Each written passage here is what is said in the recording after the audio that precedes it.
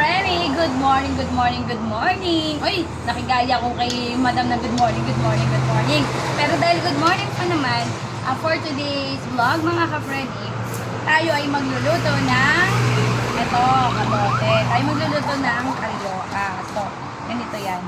Hawak natin for today ito. O yan. Kailangan natin magyad-yad para makagawa tayo ng pang-karyoka. Ano yan, kahit sa palagay nyo hindi pa, pero pigain pa natin ulit. Yan ay pinipiga eh. Napiga na po ito. Gagawin natin dito is bibilutin na lang natin siya dahil gagawin nga natin siyang karyoka. Yan. So, bibilutin natin yan. And then, kapag nabilot mo na yan, yan, isa-isa, iano naman natin siya sa suka. Ayan guys, nabilog na natin. After na mabilog natin, dito ay ilalagay naman natin siya sa may asukal.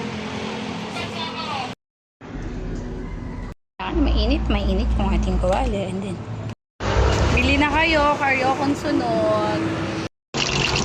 Ito po.